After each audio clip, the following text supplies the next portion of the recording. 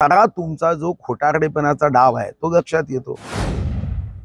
निर्वस्त्र संदर्भ असा आहे की आणीबाणीमध्ये आणि 1984च्या शीख दंगलीमध्ये ज्या पद्धतीचा अत्याचार झाला, आणीबाणीमध्ये आपण बघितलं तुर्कमान गेट प्रकरण असेल, आणीबाणीमध्ये निरपराध लोकांना 19 मध्ये जेलमध्ये टाकण्याचा प्रसंग असेल, किंवा वर्तमानपत्रावर बंधनं टाकून कोणतीही बातमी तपासल्याशिवाय छापता येणार नाही असं असेल, कोणी निदर्शने केली की जेलमध्ये टाकण्याचं असेल, असाच एक प्रकार तेव्हा झाला होता की माहिती दिल्या जात नाही म्हणून भावा बहिणीवर अत्याचार केले।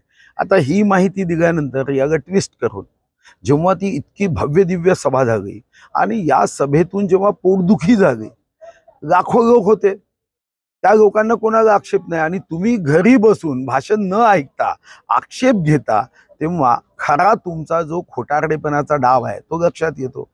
तुमच्या मनामध्ये हुकुमशाही वर्सेस लोकशाही यामध्ये शीख समाजाची जी दंगल आपण बघितली होती की त्यांना त्या 84 मध्ये कशा पद्धतीने पत्नीच्या नजरेसमोर जगत्या ट्रकमध्ये पतीला टाकलं, हे सर्व वर्तमानपत्रात छापून आलेल्या बातम्या आहे।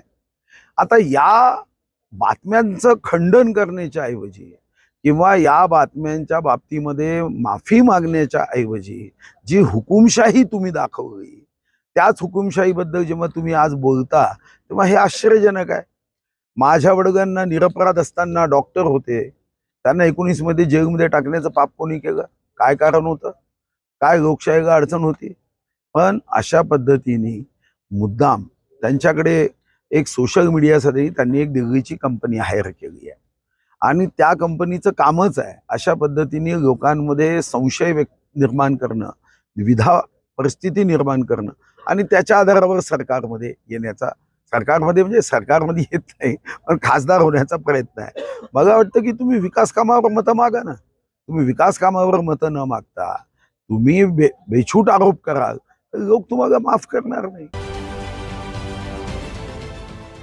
देश विदेशातील प्रत्येक घडामोडींचे लाईव्ह अपडेट मिळवण्यासाठी आता साम टीव्हीच्या सर्व सोशल मीडिया प्लॅटफॉर्मला लाईक, फॉलो आणि सबस्क्राईब करा।